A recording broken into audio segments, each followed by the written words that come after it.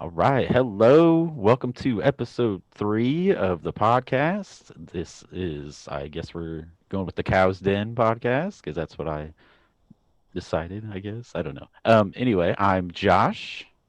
You guys want to introduce yourselves? Brian. I'm the flying poo. Yeah.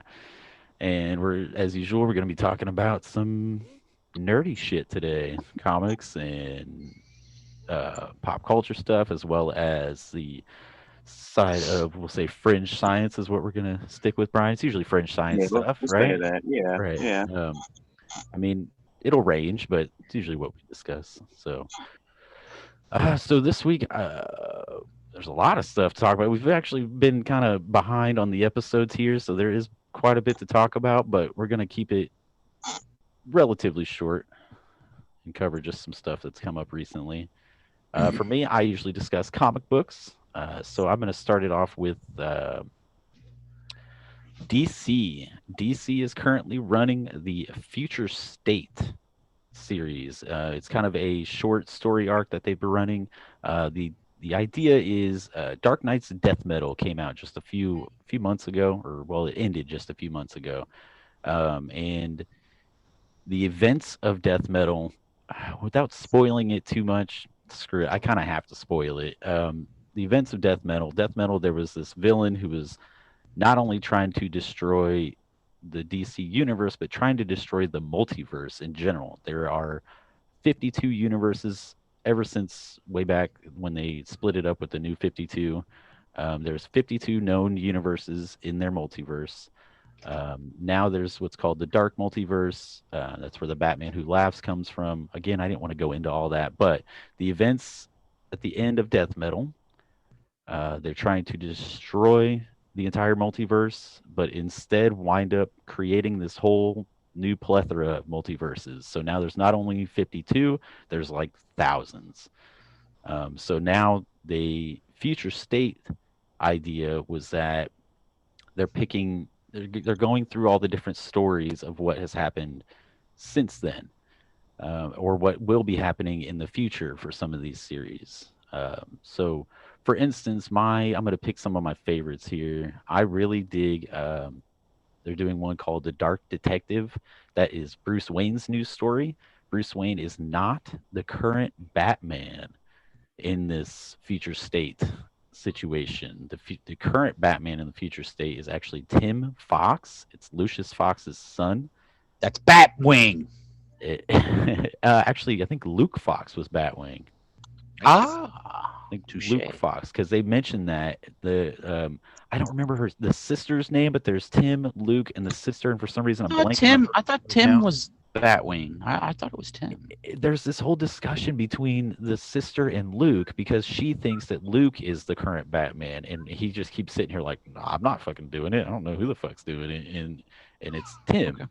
So and now I'm not, I don't know a whole lot of history when it comes to Batwing, to be honest with you. So I mean, you could be right. I got to probably look up my facts on that. Um, but anyway, talking about Bruce's story, the whole thing is that they think Bruce is dead. Everybody thinks Bruce is dead. The In the future, there is this corporation. God, I can't remember who started it. Let me see here. There's a corporation called the Magistrate. They are the ones. They are like this paramilitary force that are cybernetically enhanced.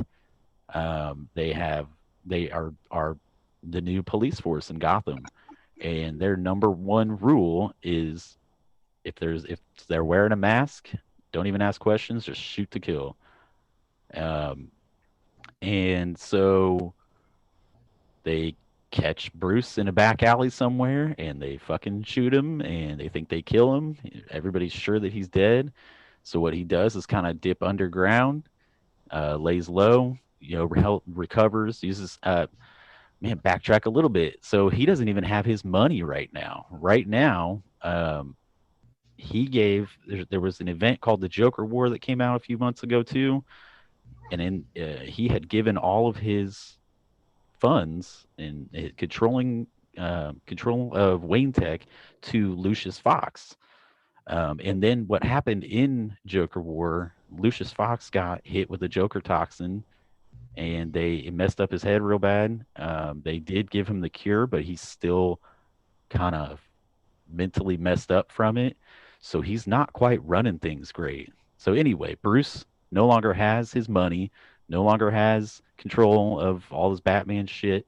He's now that everybody thinks he's dead. So he's just kind of laying low. He healed up. He's in the current issue or the last issue, he is shows him living with some crazy conspiracy theorists like, Brian.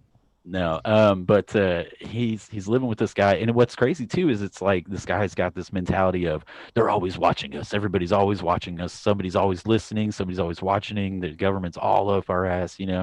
It's And true.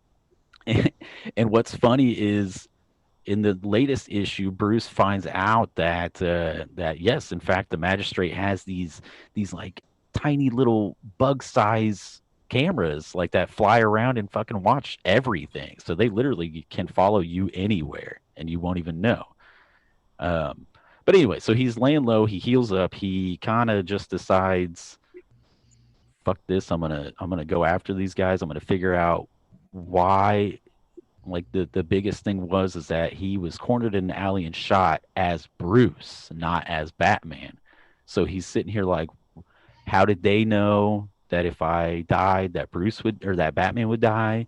I think what it's going to boil down to is that Lucius is actually just a bad guy now. Like he's got Wayne's stuff and he's just like I've had it with this. I'm not doing this anymore. And they kind of tackle that a little bit. They talk to him, but he never really sits here and says, "Yeah, fuck that. I'm doing this." Um, but anyway, so yeah, he's laying low. The currently where he's at is he's just trying to find out how the magistrate knew that he was going to be there, how he was going to be, how they knew he was. If he died, that Batman would die. It's cool though. It's really like it's one of those like it's Batman's kind of at his Bruce. I guess he's not Batman. Bruce is kind of at his lowest, but he's still kicking. He's still doing his thing. He still won't give up. Because that's how he is. I'm trying to see if I can get a good picture of his current suit, which I love his current suit. I think it's really cool. It's no longer. I mean, it's still got a Batman style like helmet, but he's no longer no cape. No, it's more of like a like a SWAT gear, I guess. Like here's a pretty decent picture if you guys can see that at all. That's It's a bad. little blurry. It's a little blurry. I don't know if it'll. Yeah, but yeah, he's. I don't know. It's kind of bare bones Bruce, and I like it because it kind of takes him back to year one in a way. But he's more seasoned. He knows what he's doing, but he's still not working with much. Okay, enough about that one. It's a really good series. If you get a chance, Dark Detective, definitely check it out. It's a lot of fun. I mean, I don't want to say I like it more than the other series. The other series called The Next Batman is the one about Tim. Um, but I will say it's really good. The one about Tim, we're on issue 3, I think, with the one about Tim. The first issue of that was kind of bland. Second issue picked up a little bit, and third issue is getting better with that too. But I wasn't gonna really dip into that one today. But that one is good as well. I love classic Bruce. I mean, it's always Bruce doing his thing. Okay, the other future state thing that I really liked right now is Wonder Woman. Wonder Woman is actually using a different person now. Um, I haven't really gotten into why it's a different person. I think it's just the fact that she's a different Amazonian. Um, but her name is Yara Flor, Yaraflor, and she is essentially the same as Wonder Woman. She's kind of imbued with the power of multiple gods. She's not just an Amazonian. She's like an OP Amazonian. Um, but to me, the way her story is unfolding already is like it's like Miles Morales and Peter Parker. Like Peter Parker will always be the OG, but Miles Morales is still really fucking cool. And I think that's the same with her. The first issue of her series, it like opens up with her fighting this big old Hydra. but you don't really know it's a Hydra. It looks kind of like a dragon or something, and she just goes to lop the thing's head off, and then suddenly, of course, because it's a Hydra, more heads pop up. Um, so she's fighting it. Let me see here. She's fighting it. Okay, she was fighting it so that she can cut off the horn from the Hydra's head.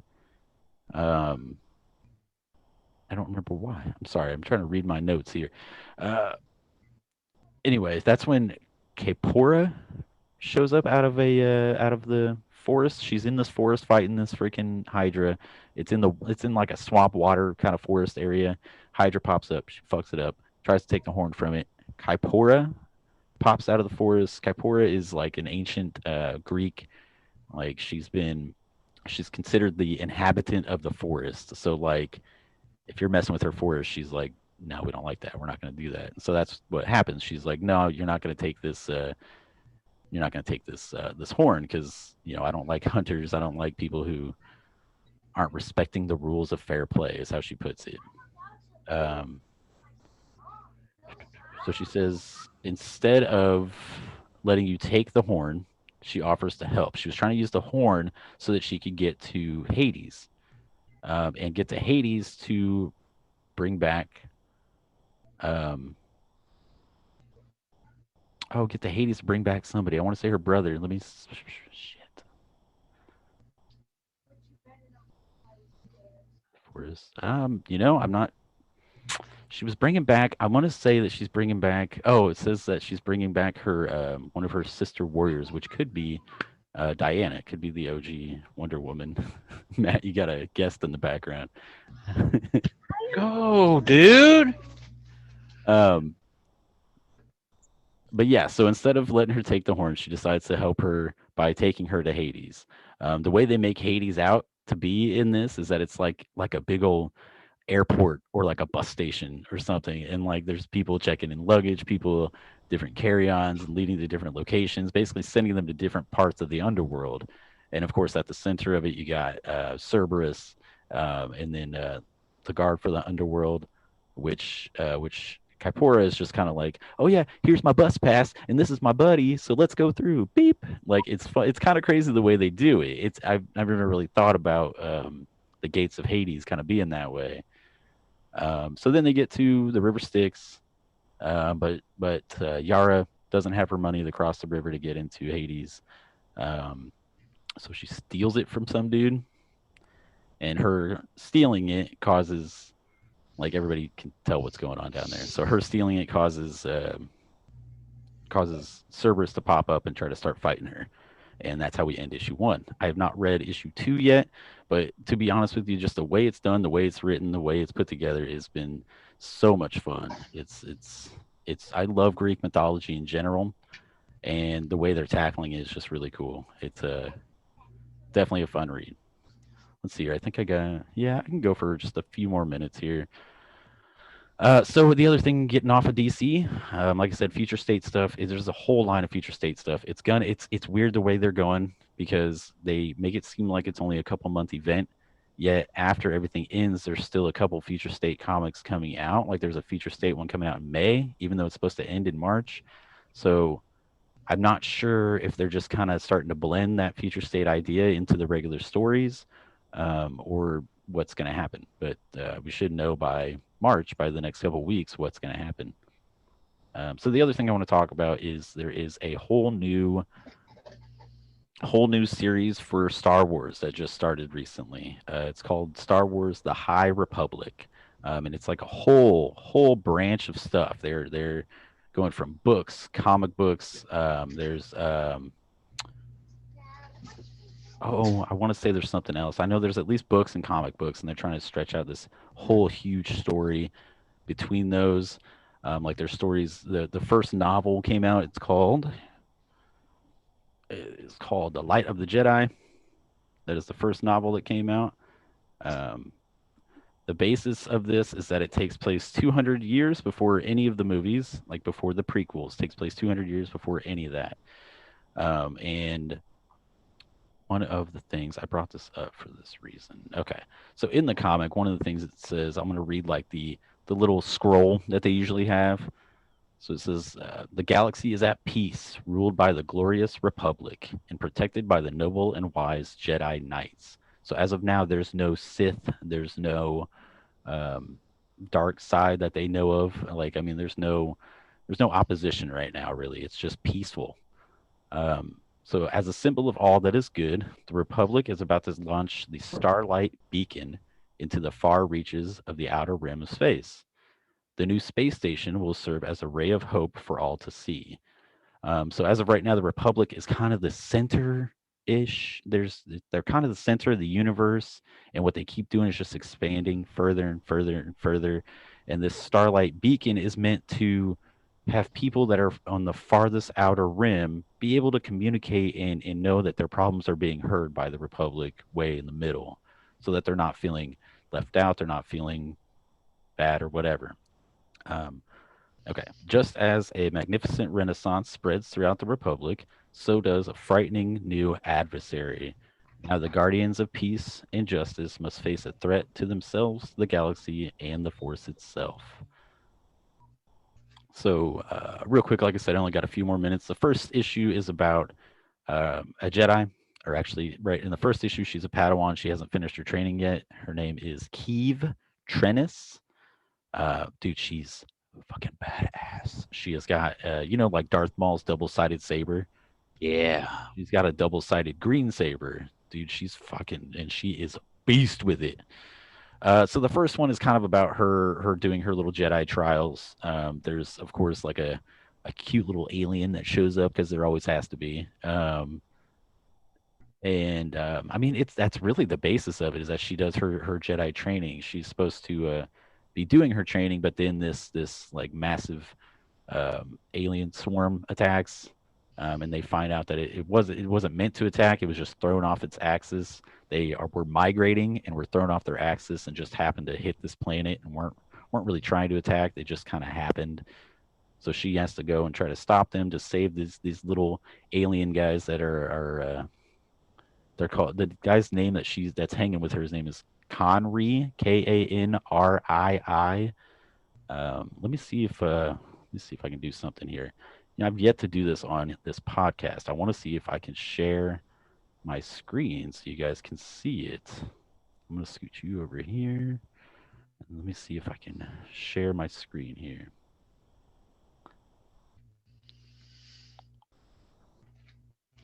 Two. Boom. Do you guys see that? Something's happening. Huh? Yeah. Yep. Yeah. Yeah. Yeah. So this is bits of it. That's her double-sided saber right here. Right? That's freaking dope. She's freaking killing with it. But yeah, it's all big and stuff. I can shrink the size of it, but no, it's just I love that double-sided saber. This is the little guy right here. She tries to stop. She tries to help him by stopping this little swarm that came in, and so she doesn't manage to. I'm gonna stop the screen share here. She doesn't manage to really do her Jedi trial because she gets stuck saving this group, this little guy and his family, his race, really. So she doesn't really get to do that. But her Jedi master is like, you that might as well have been your trial. So now you're a Jedi.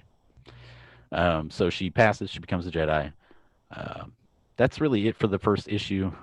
Second issue I can delve into next time. Second issue is really good too. I really like the way the story is going so far. The book has been really good too. The first one, like I said, is out. The second one actually came out too.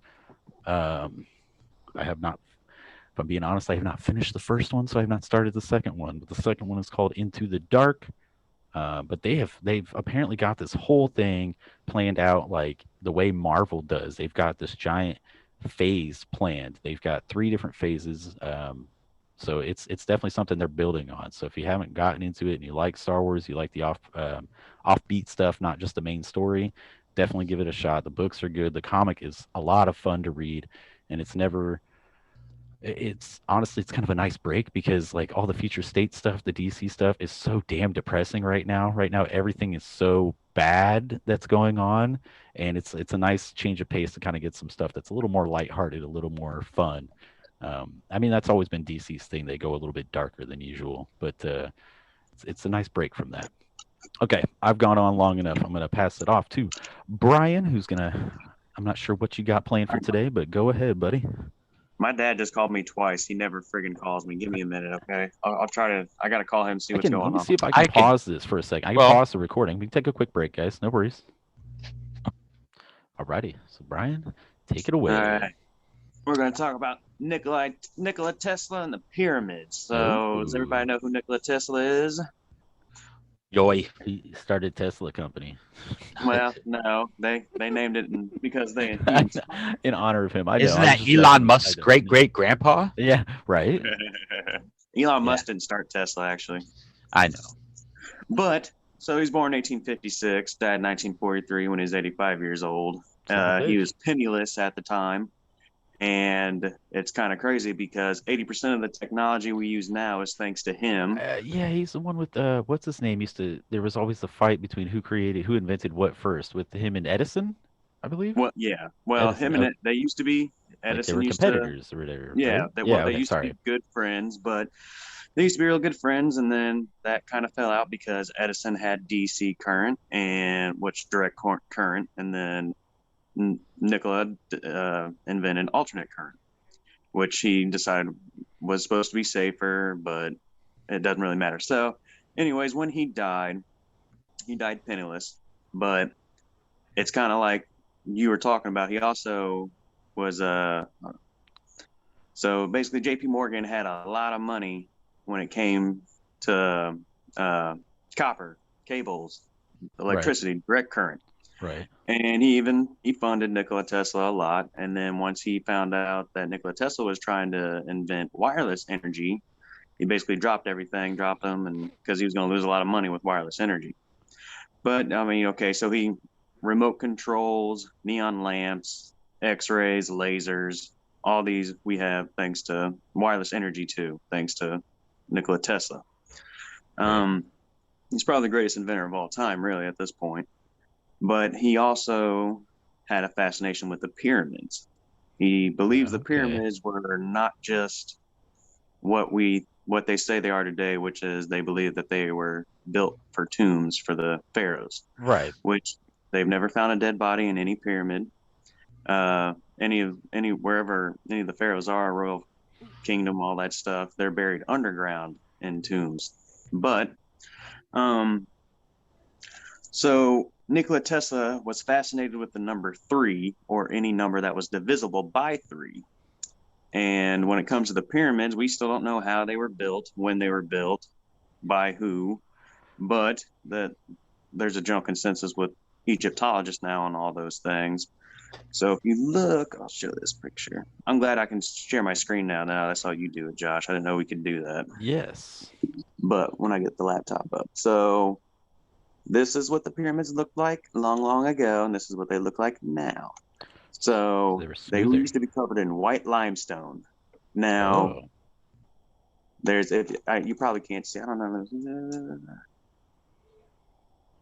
So a long time ago, can you see at the top of that pyramid right there? Little gold at the top or whatever, right? It was a gold. It was a gold cap. Now everybody knows gold is a great conductor for electricity. Oh, sorry. There you go. You got it. I thought silver was more. No, it's gold. Okay. They use gold in every electronic. They might use silver too, but gold's the better of the two. And I was about to say, I'm sure it's still a conductor, but he's just saying that yeah. gold is a really good conductor of it. Yeah. But ever since then, the gold capstones of the pyramids have disappeared. Now, there's a theory that once the gold capstones get put back on, that is when they will generate electricity again. Basically, so Edison believed that the Earth itself was a giant generator of energy. And he believed he could tap into the ionosphere to harness that energy. And like I said before about he was obsessed with the number 3, or any of those, any number that is divisible by 3. Now, the pyramid itself, how many sides does a 3D pyramid have? 3? No. So it's got One, two, three. Four. It's got 5. Well, yes, but if you Oh. count the bottom, the flat part, Yeah, it's okay. got 5. I was like, it is the square in the bottom. Right. But the pyramids that are in Egypt are not 5-sided. It's Oh, they 9-sided. kind of like fold Yeah. in. Like, So yeah, I get yeah, it. Okay. 3, 6, Okay. 2, 4, 6, 8, and then that would the bottom part would be 9. Um, so he believed that triangles. This was actually his patent.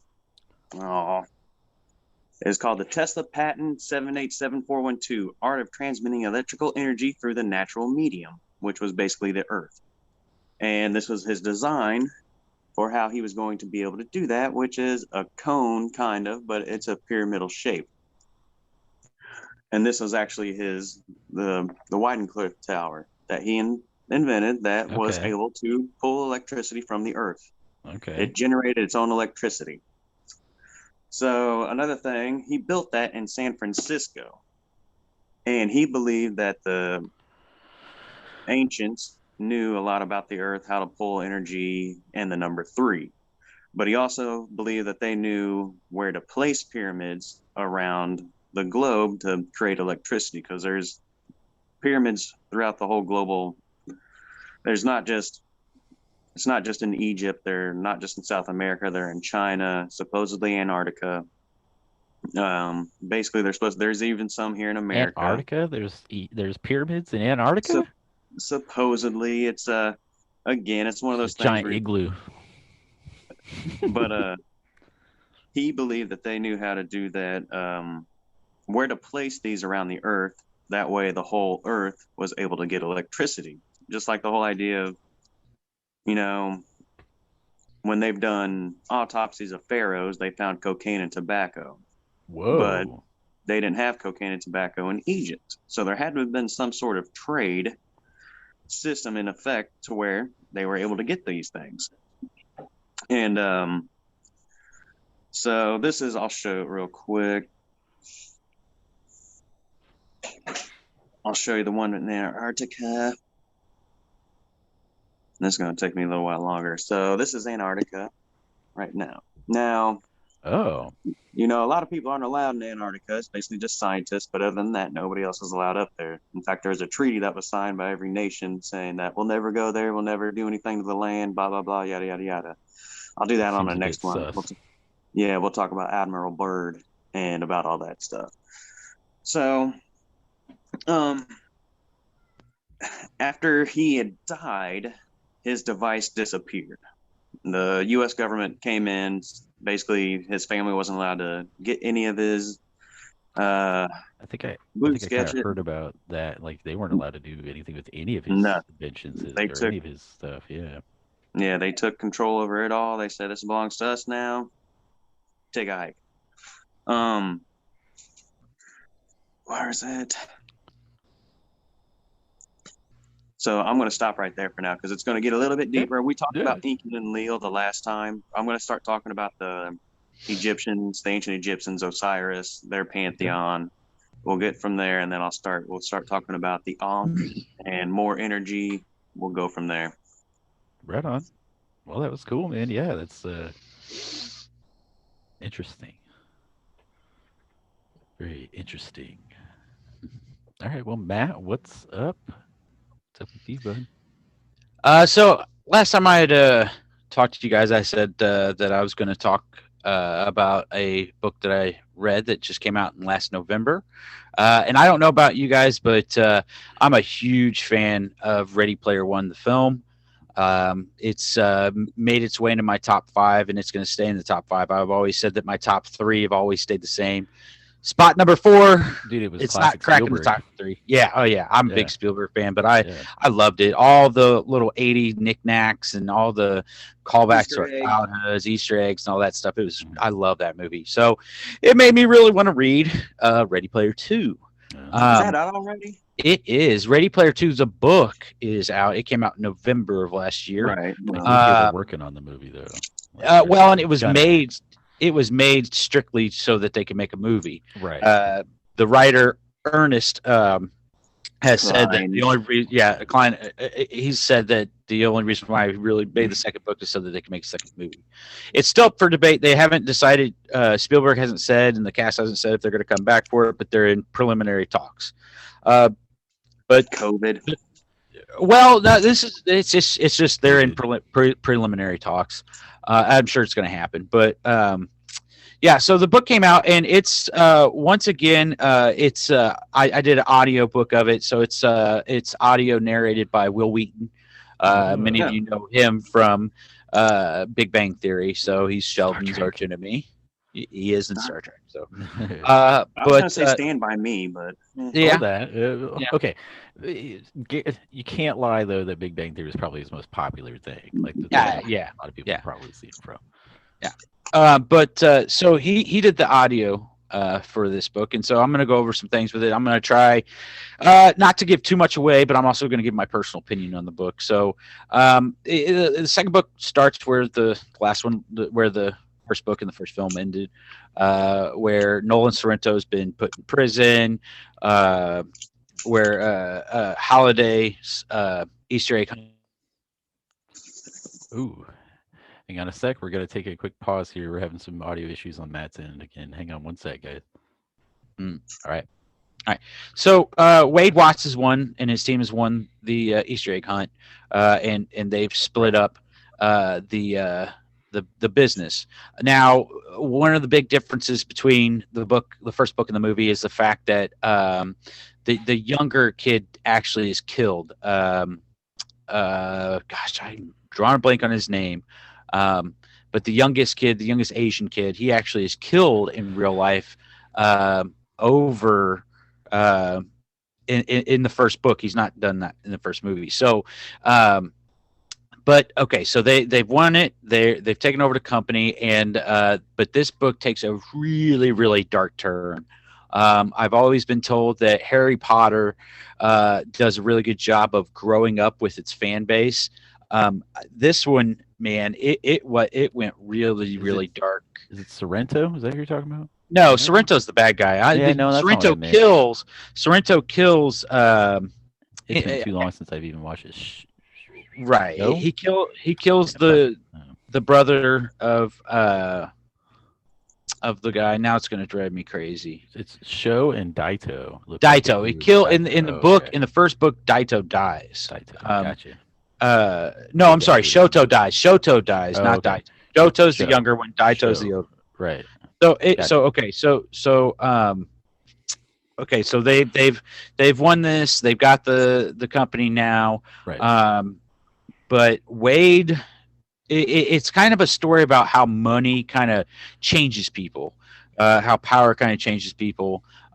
Wade used to always be like, once I become rich, I'm going to help take care of the world. We're going to fix things, yada yada yada. And he now is starting to kind of think that, well, maybe the world's not really worth saving. And so he is in the background developing a spaceship that can go to Centurion 1. Basically, it's the thought of planet that could host human life, and with the assumption that the world's beyond saving, and that we need to prepare for the next step in human life. Now, he comes upon once he wins, it triggers this kind of, he finds out that there's a new system that that they were developing. The creator, oh my gosh, I'm having a brain fart. Gosh, man. Yeah, Halliday. The Halliday had created before he passed away, and actually you find out he created it many years ago, and this actually led to Halliday and Ogden Morrow's kind of breakup. He created a system that is interlocking with your subconscious. So basically, it connects to your brain, and you go inside of you go inside of Oasis, right, and you can feel and smell and everything, right? Makes it That's why he's there in the end of the movie. Right. And so there's a big debate between some Artemis and Parzival, Wade Watts, on whether or not that should be released. Okay. Daito, no, yeah, Daito and H agree with Wade Watts, and so they release it, and that causes Wade Watts and Artemis to kind of go on a break. They break up because of this, because Artemis thinks that it's too much for humankind, and so the main part of the first part of the story is about this new software. It's called ONI, or INI. Sorry, INI Interface Network, or some network. But anyways, the first part of the story is about this being released to the public and what it does. Well, you come to find out that it actually creates a complete digital copy of you, meaning if you were to die in the physical world, your digital self will keep living, and it will be an exact copy of your entire experiences. Digital clone, yeah. Okay. Which is great. They're like, oh my god. So like Artemis's grandma dies at one point, and at the end of the book, she's able to bring her back to life because there's this digital copy of her, and it's because you have to have, everybody has to have an has to have this to create this digital copy. Okay, so it's like, oh, it blows up, and at one point it gets up to 7,770,777 people on doing this at one time in Oasis, and that triggers a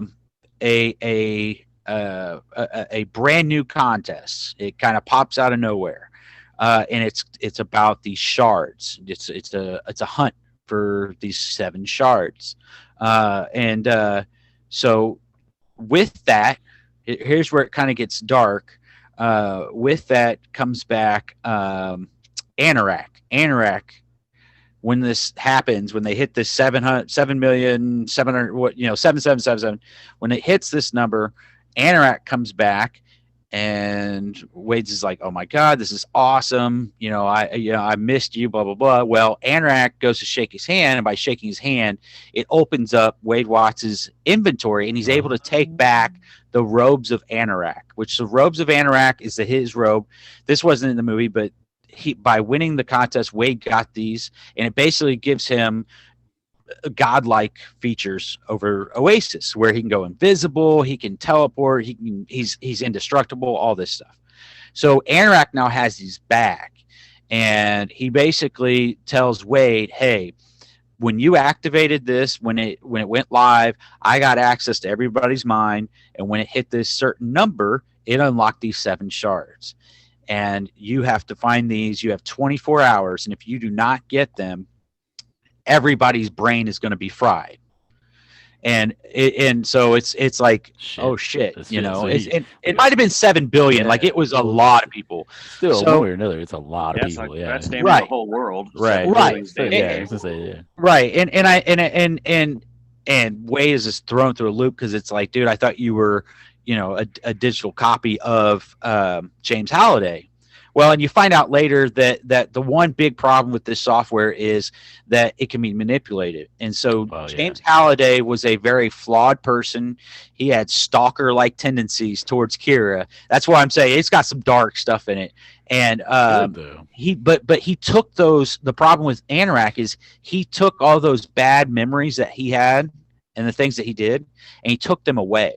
So Anorak thinks that everything he does is good, and so like he becomes this, like he has this godlike complex, and that's, you have to know that there's good and bad, and that you've done good things and bad things, or otherwise it messes up your digital copy. So, and then so they go on, but the really creepy thing is he helps release Sorrento from jail. Sorrento kidnaps Ogden and had been forcing him to try to get the 7 shards before Anorak was able to get the cloak back. Like, he was working in the background trying to get Og to get these 7 shards, because the only people who can get it are Holliday's heirs, and that's either Ogden or Wade Watts. Okay. So Nolan Sorrento has the physical form of Ogden trapped inside of his Oasis machine, basically with a gun to his head, saying, "You have to find these 7 shards." So they go back through the trials. Like there's all new trials. One of the cool things is there's a prince.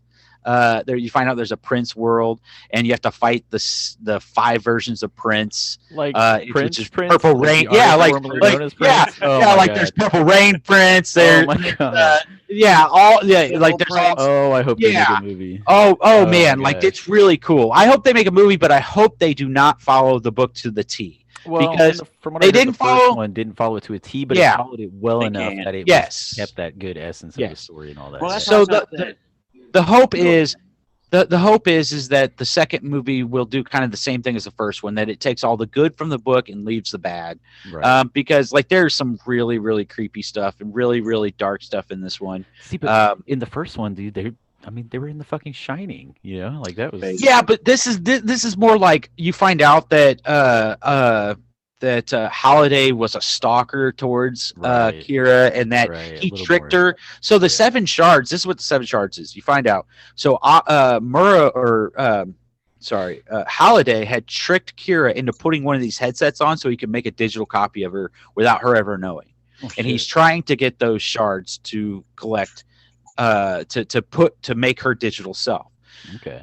Ogden kind of found out about this, and that's what caused the whole big breakup amongst them and why he left the company, is because of this Gotcha. software and what happened. Mhm. Ogden, after that happened, he went into the Oasis and built the Nerd Slayer. It's a digital sword that only he can wield, and it's the only thing powerful enough to kill either himself or Anorak, because those two The Ogden's Nerd Slayer. the Nerd Slayer. Yeah, like it was really kooky, but it's really Hey. funny and it's really cool. Like only Ogden and Anorak can wield it because they're both immortal in the game. Right.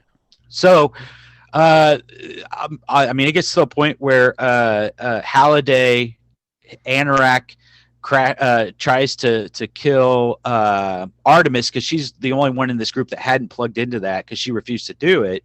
He tries to kill her in real life by taking over these machines that can kill people, kind of thing, and he crashes a plane on her. Like it's crazy. So they go through it. They get the 7 shards. They're able to get Ogden away from Nolan Sorrento in the physical world, but he gets shot. So Ogden's like almost dying. At this point, Wade gets he tricks him into giving him a fake 7 shards, and he gets the cloak back from Anorak, and he goes back into the room where the off button is, right? And he's sitting there saying, you know, nice big off button, like. well, you remember in the movie where, like, at the very end of the game, there's a hidden room that No, has. I that know, off I know, button. I know. I was just And- all I picture is Only you can- Leela from Futurama. She's all hi yeah, and it presses the button. Right. Well, you can only enter it if you have the Right. the Robe. cape, the Yeah. robe of Anorak. I think it's the robes of Anorak that's the official name of it too. So he's inside of it, and Anorak is on the outside of it. He's saying, you know, if you don't let me in, if you don't give me the real 7 shards, I'm gonna crash all these planes into your loved ones. I'm gonna kill all these people. Yada yada yada.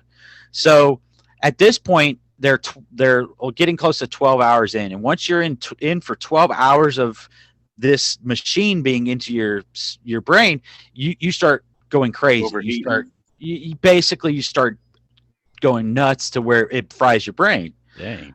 And so they're able to say Ogden's on his last life, and he decides he had never gone into the ONI headset either. He decides that he has to put it on because he needs to fight him, and he puts it on. Anorak is like they meet Og and Anorak, and they're like, you know, neither one of us can kill each other, so I don't know what you're doing here.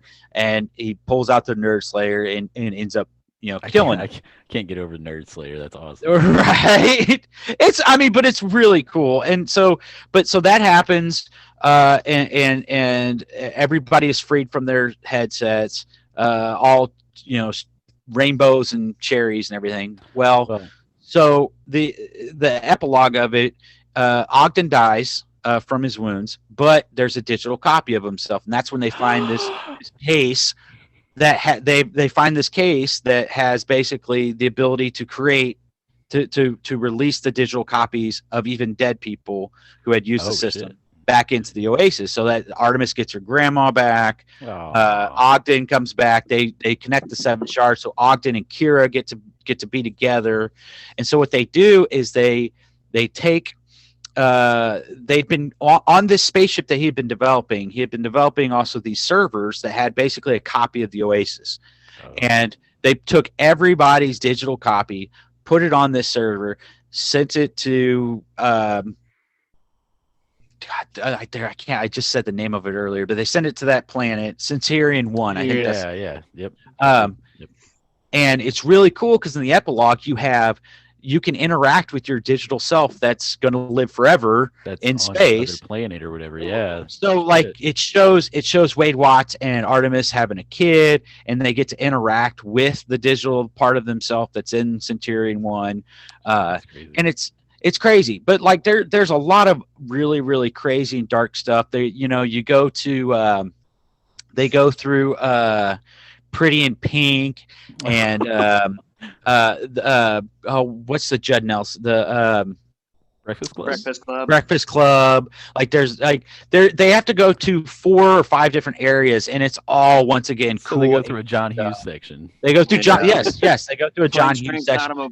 Dude, yes, you get to see John Candy, and I mean, like it's dude, yeah, I really hope that if they ever do make a movie of this, one, I hope that Prince's estate allows him to use his image. Yeah, right. Like because I mean, you can CG him into it because you're like, well, it's a CG version of him anyway. Yeah. You know what I mean? Yeah. But like, oh my gosh, dude, John Candy coming back, I'd shit my pants. Dude, well, Planes, Trains, and Automobiles is one of my favorite comedies of all time. Mm-hmm. Well, one of my biggest theories, and one of the things that I hope they do in the movie, they didn't do it in a book, but they changed stuff from the first book to the first movie. I hope they do this change in the second movie. So you find out that like for the past 20 some odd years, 30 years, people have been going to school in the Oasis. Okay. So like you're not going to school in the physical person, you're actually going on the Oasis into a digital classroom. And they go to this planet, and it's actually it brings back crazy it goes back to like crazy memories of Wade when he was a kid, and you find out later on that his mom actually, I think he missed his mom wasn't able to make the digital copy, so he's so sad. Oh. But she was like, I'm really hoping that they do what they've been talking about, is making a digital form of Mr. Rogers as one of the teachers, and that would be really cool because I'm a big Mr. Rogers fan. Because like there's a lot of Mr. Rogers kind of stuff that goes on that planet. The fucking Prince battle. Oh my god! Like you can't even imagine how crazy it's. Of course, it's H's. So like each one of the planets they have to go to has a background for each character. Okay. Like H's background, she's really knowledgeable about Prince, and of course one of the shards is there, and she's like, we're gonna have to fight Purple Rain, we're gonna fight the Revolution. That's fucking and awesome. Like it's so badass. Like that is my favorite part of the story, is when they do the Prince fight. It's so cool, and I would love to see it. So overall, Batman soundtrack there. No, that's not in this one, but who knows what they're gonna add. Right. That's the thing, man. I think they kind of overly added extra stuff into the first movie in terms of even just throwing characters in the background. Just RoboCop. Part of it, I'm sure, was just to be like to get some people to be like, "Holy shit!" It's just like so it's just like Wade Watts, the way he got the extra Master life. Chief in there, didn't they? What's Master? Yeah. Chief? He was one of the fighters. So, but they had the Ninja Turtles, they had the Iron Giant. So, but the way. So, like for instance, like the way that he got the extra life in the first movie, in my opinion, is way better than how he got it in the first book. The first book, he randomly won it during one of the contests and didn't even know he won it. Like the way they did it, the way they did it in the movie is way better. I know it's a small detail, but it's like that's really cool. Right. Comparing the two, it was better in the movie. So, like, I feel comfortable with if Spielberg goes ahead and does the second one, that he'll be able to transfer the good and leave the bad out. Right. Right. But overall, I think that the first book is way better than this one, but I will wait and see on how the second movie goes, because like Right. if they do as good as the first movie on the second movie, I will start to like this book more. Like this just got really fucked up. Like Wade kind of becomes this arrogant asshole superior Money went to guy his head, that like you said. yeah Yeah. yeah Yeah. and Or it the makes power, not really the money. The power went to his well head. it makes Halliday look like a slime ball Right. scumbag. So like there's some really dark stuff in it, but yeah, that's I would still read it, man. I would still Yeah. read it Well, yeah. because if when they make the second movie, I think that they'll take the good stuff out and leave the bad stuff. So now the next time we meet, I know I've been talking about this, and I'm gonna see if I can share my screen. I really want to go into my Nightwing theory. So Josh, I've talked to you about with this the before. Batman. Yeah. Yeah. I have this theory that the new Batman, Pattinson, Yeah. Robert Pattinson. Robert Pattinson, I believe that it's actually Nightwing.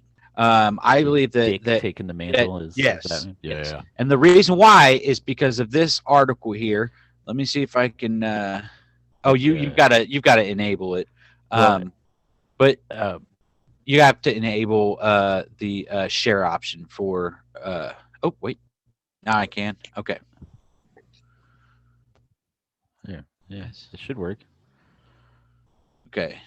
Let's see here. Want to share? So, this right here is the. Whoa. Did it share it? Yeah. No, I'm just Okay. kidding. Yeah. No. So this is my whole basis for this argument is that Matt Reeves was developing a Dick Grayson movie.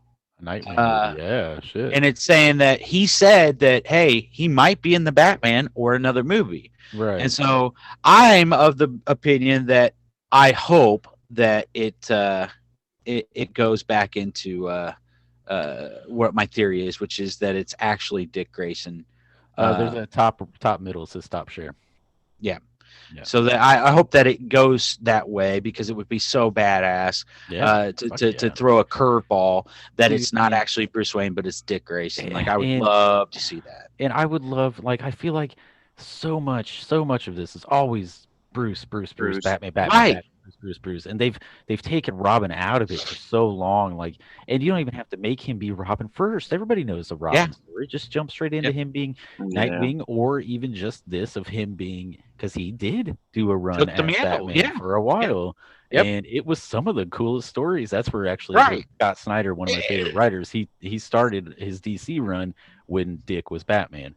And Well, it's and cool. think about when was the last time that you were really thrown a curveball with a movie? Like Right. really, like they Right. blasted it as one thing and it was completely different. Right. It's been a long time. And I mean, they need to restart their thinking as far as I love DC. Josh, I know Oh, you love no, DC. yeah, They need to restart their DC universe, and they have to start doing something different. I will wholeheartedly admit that it was never handled well enough. I won't Right. say that it was terrible, because there were No. still some fantastic movies that came out Yep. of it. In my opinion, Man of Steel was epic. In my opinion, Batman versus Superman was a lot better than a lot of people give it credit for. I think so Uh, too. And I now, agree. the one I will agree with is I feel like Justice League, and that has nothing to do with Nope.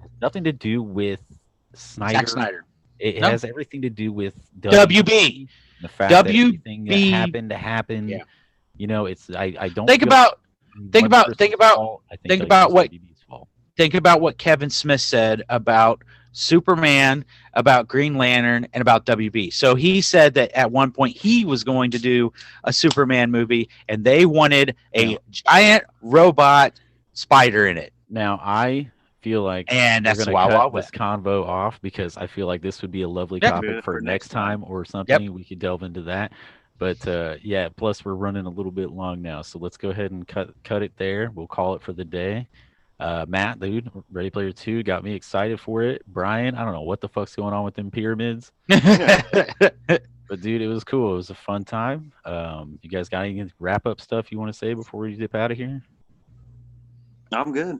Yeah, cool, cool. All right, well, Tune in next week, man. yes, yes, we'll have some more. Like, I definitely want to delve more into the DC stuff next week because, again, I do agree that I'm a huge DC fan, and I do agree that they could have done some stuff differently. But Maybe Josh, next week, me and you could kind of give a back and forth, and Brian also on fuck yeah, DC fuck Universe. yeah, You know, yeah. All I right, will well, say once we get a big enough, fan base, you guys, hey man, for we other got those who are we got a listening, few people yeah, who I would love to take ideas from them. You know, yeah. and they can pitch ideas on topics that they want to hear us. You That know, is our one opinions thing on. I'm going to go ahead and shamelessly plug myself here. Any of the stuff that we talk about here, I'm going to try to get some pictures, some stuff up on the website. The website is just www.thecowsden.com. That is actually it's my personal blog website, but I'm using it as a catalyst for the show too. We can use that to put up some pictures and some information if there's anybody who's listening who wants to get more information. That said, too, you can always find these podcasts on Spotify, Apple, Google. They're up there, and YouTube channel. obviously, oh yeah, yeah, we're gonna put the video versions up on YouTube. So if you're listening to audio only and you haven't gotten to see any of the screens that we've shown or the The pictures pretty or, faces. or the beautiful faces of all three of us, then you can always check these on the YouTube channel. YouTube channel again is just the Cow's Den. So yeah, if you want to check out any of the video versions of these podcasts, they're always up there. So all right, with that said, we're going to go ahead and take off. Thank you guys so much for listening, and you guys have a great day.